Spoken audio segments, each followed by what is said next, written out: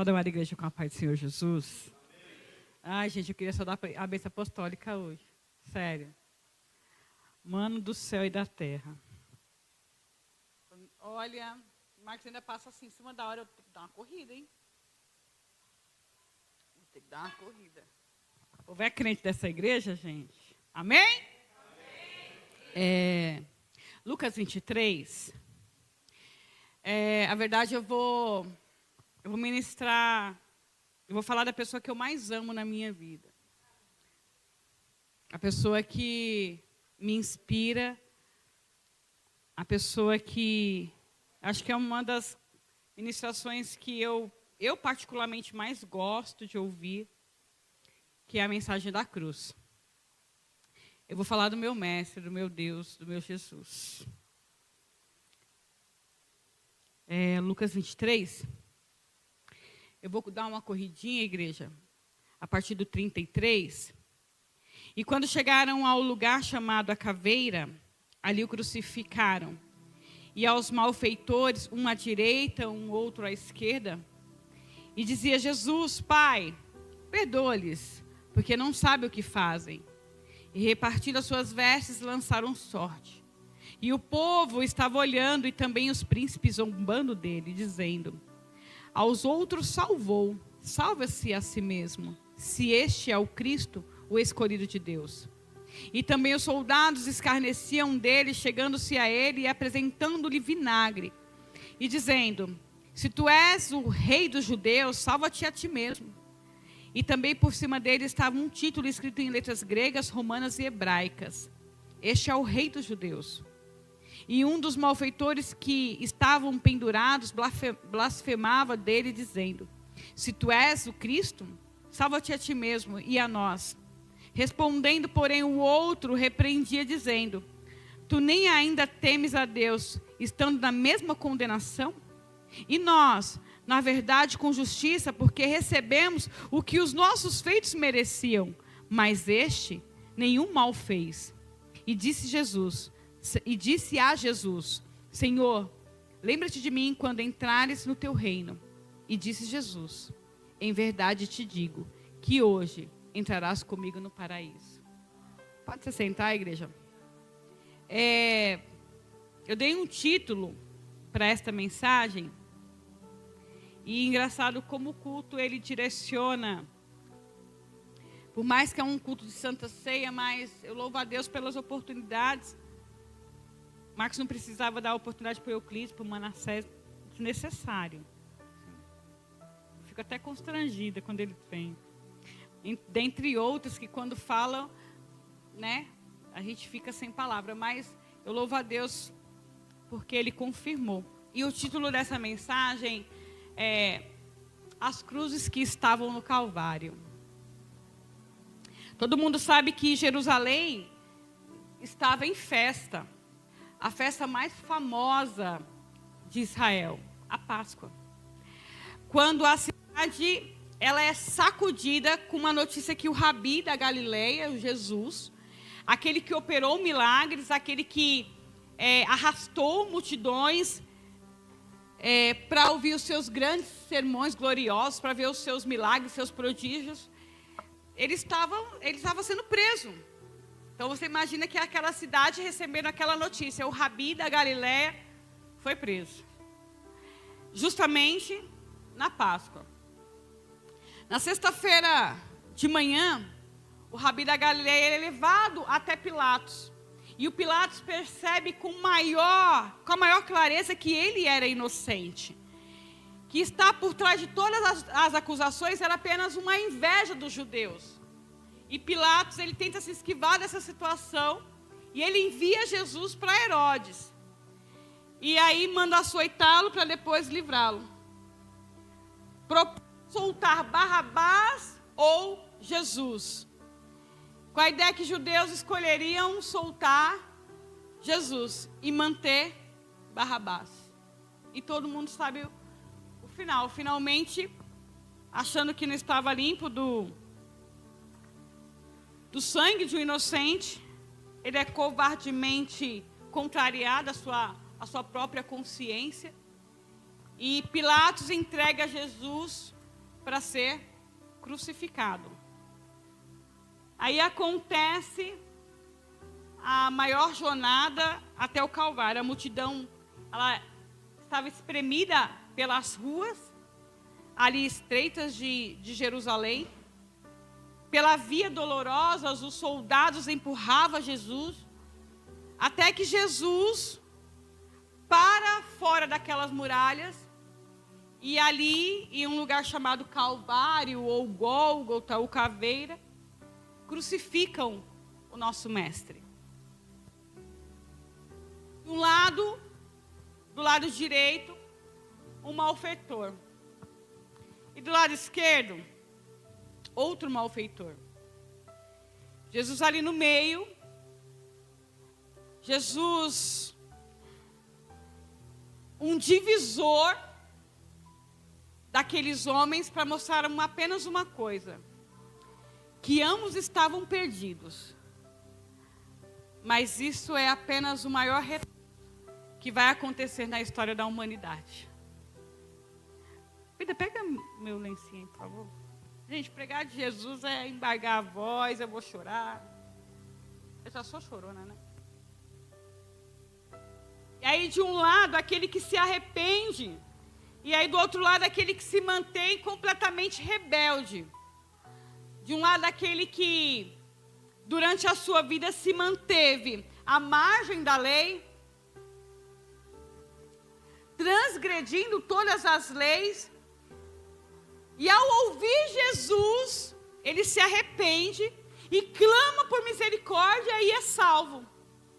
E aí, do outro lado, vivendo também o arrepio da lei, mesmo vendo Jesus, escutando Jesus, ele se mantém incrédulo, rebelde. Este aqui é salvo, e este, ele é condenado. Então eu queria, essa noite, com a ajuda do meu amigo Espírito Santo, olhar para este texto e enxergar as 3 cruzes que estavam ali no Calvário. A primeira cruz, a cruz do centro. A cruz da salvação. Essa que foi ilustrada aqui essa noite. Estava ali o Criador do universo. Estava ali o Senhor dos senhores. Estava ali o Rei dos reis. E a pergunta que me fiz quando eu escrevi essa ministração: por que é que Jesus, ele estava sendo crucificado justamente ali no meio? Aqueles ladrões são um emblema da própria humanidade, igreja. Quando a Bíblia fala que todos pecaram e estão destituídos da glória de Deus, nenhum de nós é melhor, potencialmente, que aqueles que estavam sendo crucificados. Todos pecaram e estão debaixo de uma condenação e do seu próprio pecado. Mas Jesus, ele estava ali justamente no centro. Não porque Jesus, ele era o maior pecador. Porque de fato Jesus, ele não teve pecado algum. Ele estava na cruz do centro porque ele assumiu o seu, o meu, o nosso lugar. Ele estava na cruz do centro porque Deus lançou sobre ele a iniquidade de todos nós. Ele estava na cruz do centro porque ele foi carregado ao madeiro, e o seu corpo, os meus e os seus pecados. Ele estava na cruz do centro porque ele se identificou comigo e com você e se fez pecador por nós. Jesus, cheio de feridas, coberto de sangue, era um espetáculo completamente patético para o povo que assistia ao ato. As dores são por todo o teu corpo. Ficando naquela posição, ele ficou por muitas horas. Conta-se que começou mais ou menos às 9 horas da manhã. E ele foi crucificado às 3 horas da tarde.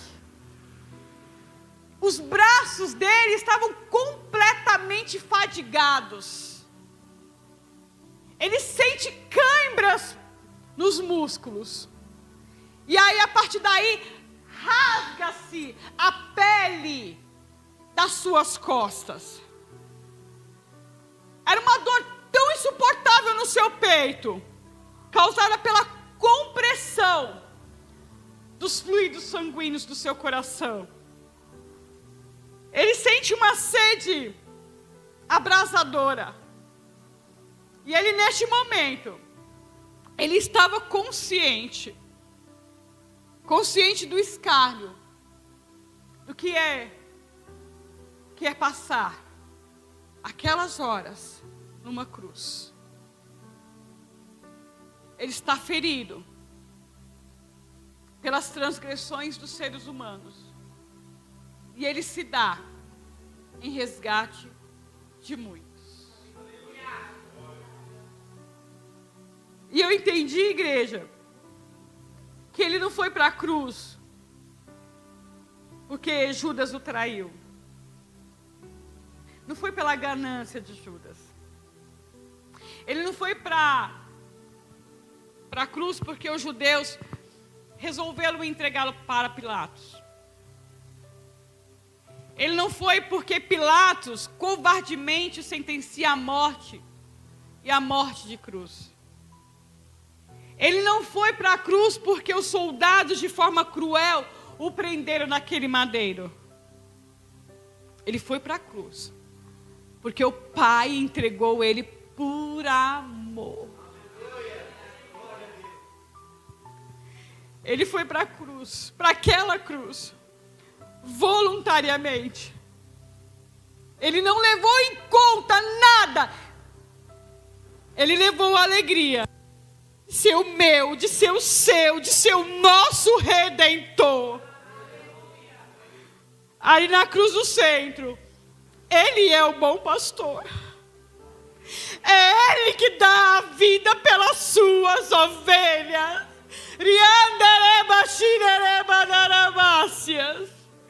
Ele foi para a cruz do centro porque ele ali estava no maior palco, mais vívico do amor de Deus, por justiça de Deus, que puniu o seu filho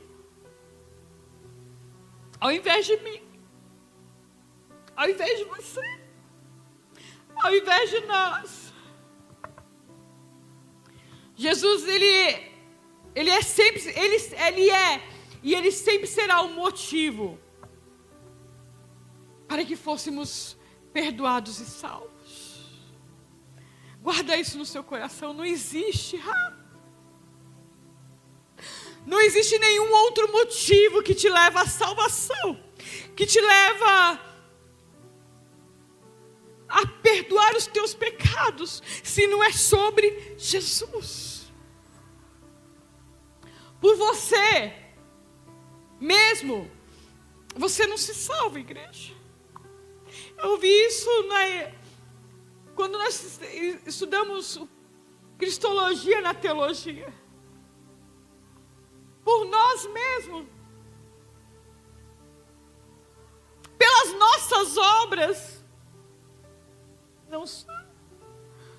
Muito menos pelos nossos atributos morais. Apenas por Jesus. Apenas por aquele que estava na cruz do centro. Aleluia.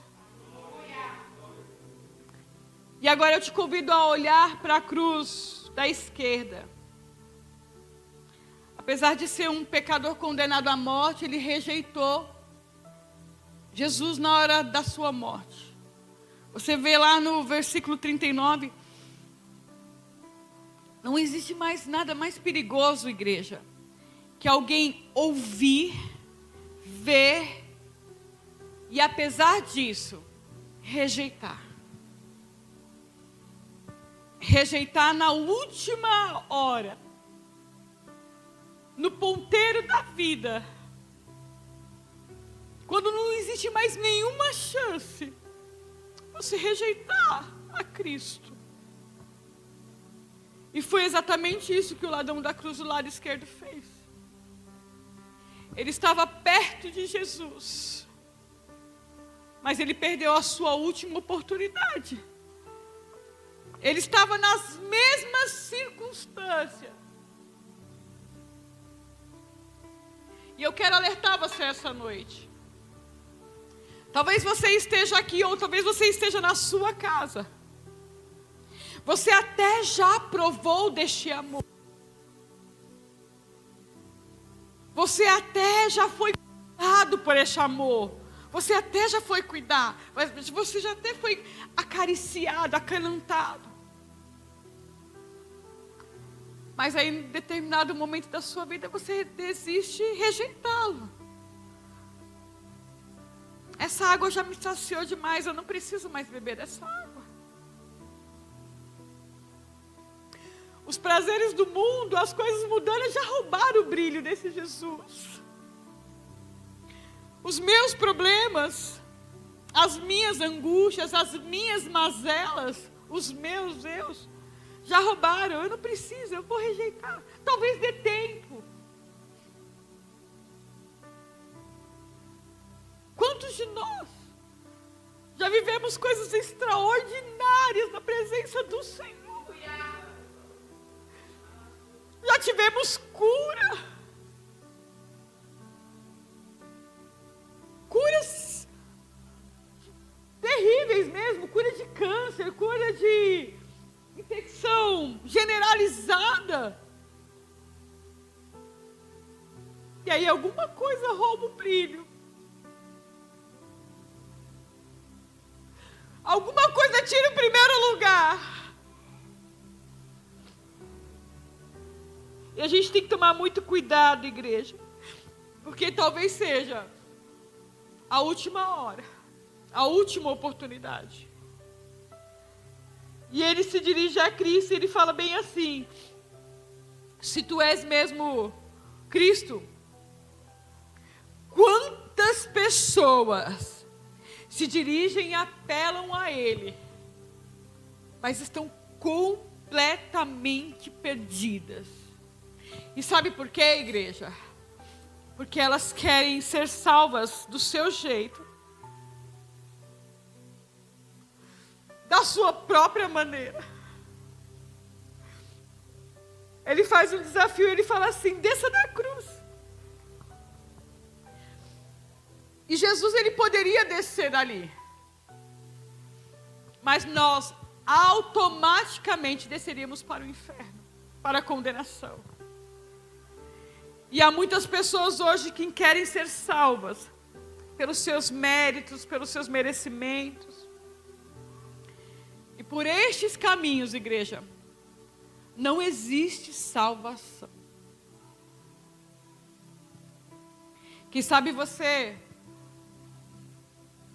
tem escutado o Wallace, quando ele ministrava o louvor, ele falou justamente isso.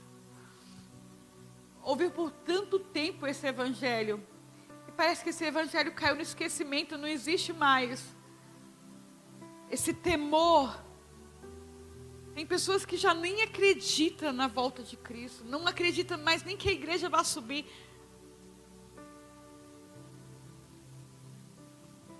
Você precisa se render.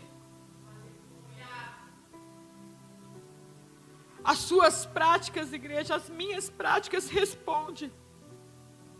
Se você ainda se arrependeu, ou se você está apenas convencido desse evangelho, mas não convertido, você precisa nascer de novo.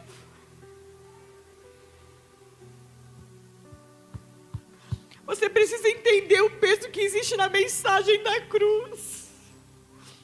Do quanto ela é desafiadora e o quanto ela é maravilhosa. Deus hoje Ele está dando oportunidade para crente aqui.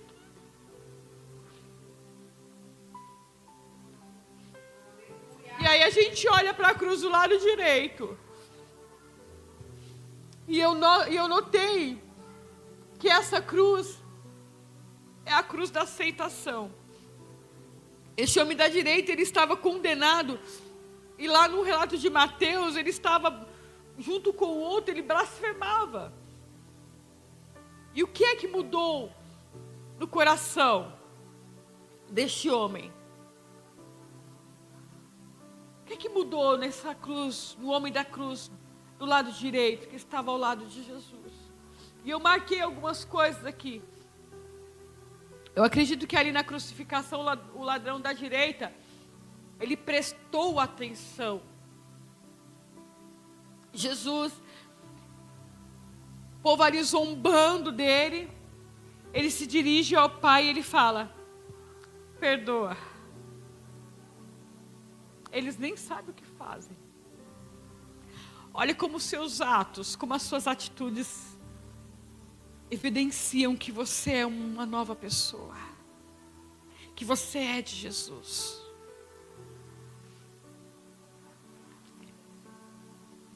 Eu acredito que isso deve ter mexido tanto com ele, tanto com o homem, que ele vem daquele homem que foi golpeado, que foi maltratado, que foi cuspido. Ao invés de olhar com ódio, ele olhou com amor.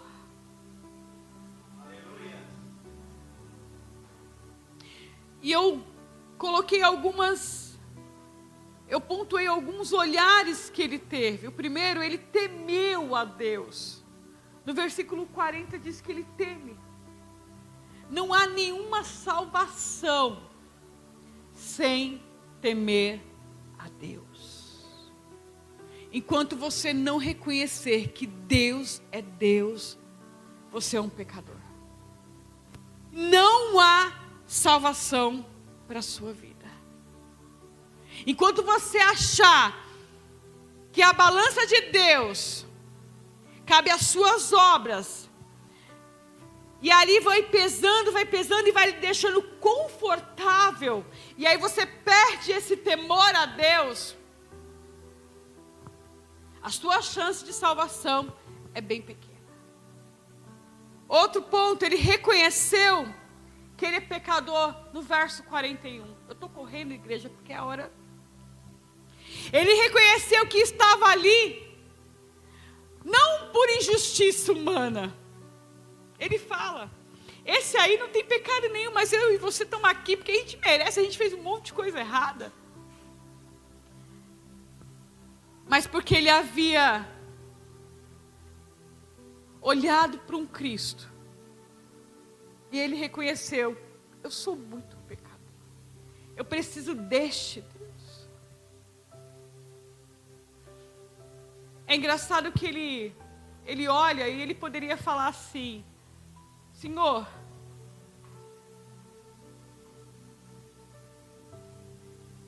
desce eu daqui e me livra dessa cruz. Mas ele não falou isso, pastor Manassés. Ele reconheceu que Jesus era inocente. Na parte B do verso 41. Naquela época, no Império Romano, a pena de morte era a mais horrível que existia. A crucificação era a mais terrível. Não tinha mais outra coisa a ser feita do que essa punição. Aquele homem, ele estava ali profundamente ciente, incisivo que ele ia morrer. Mas ele estava ali no seu papel. Aquele dali não fez nada. Da centralidade mal algum fez.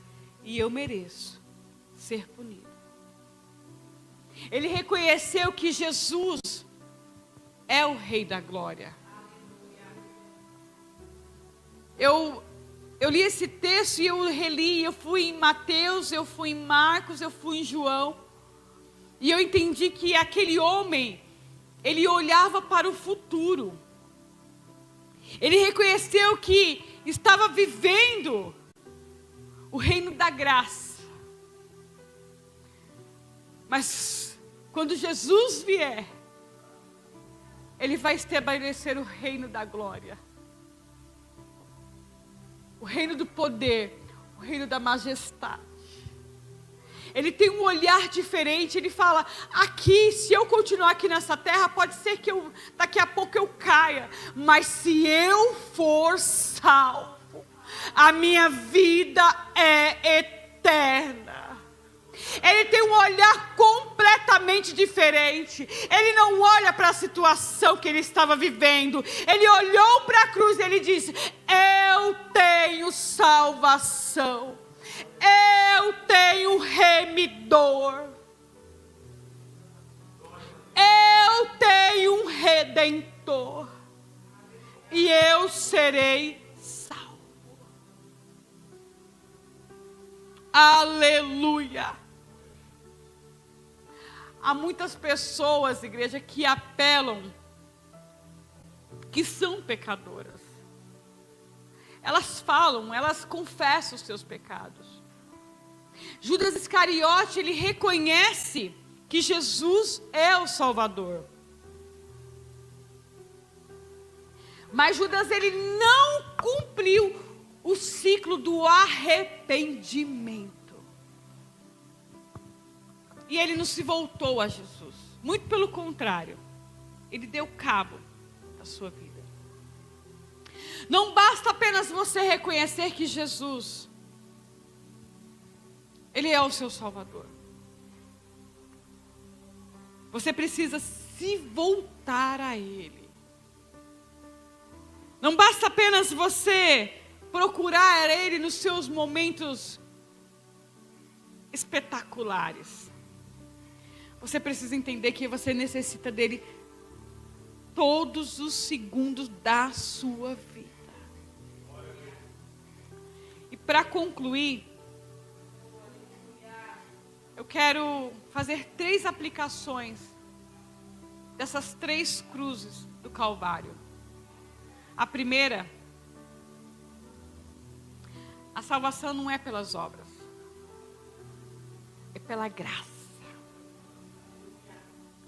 Porque se ela fosse pelas obras, o ladrão do lado esquerdo, ele não seria salvo. 2, a salvação não é apenas pela graça, mas ela é imediata. Jesus, no verso 43, ele diz, hoje estarás comigo no paraíso. E 3, a salvação é estar em plena intimidade com Jesus. Jesus, ele olha para aquele homem e ele fala, estarás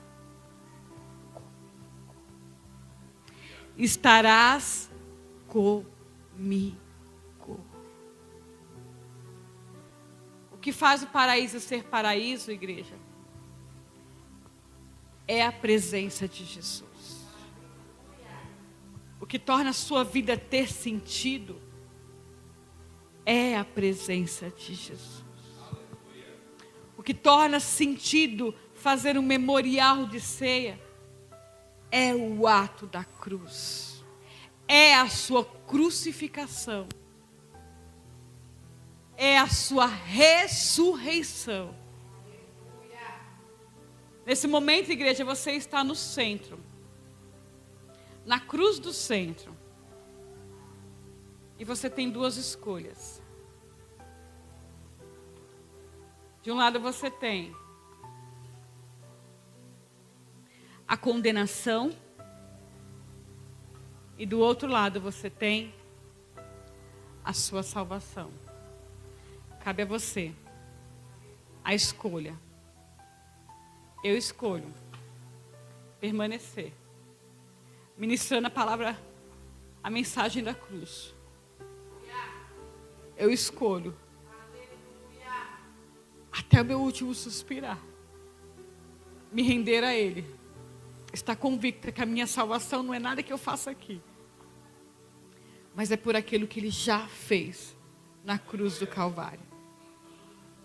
Fica de pé que eu quero orar por você. Já quero convidar os oficiais para virem lavar as mãos.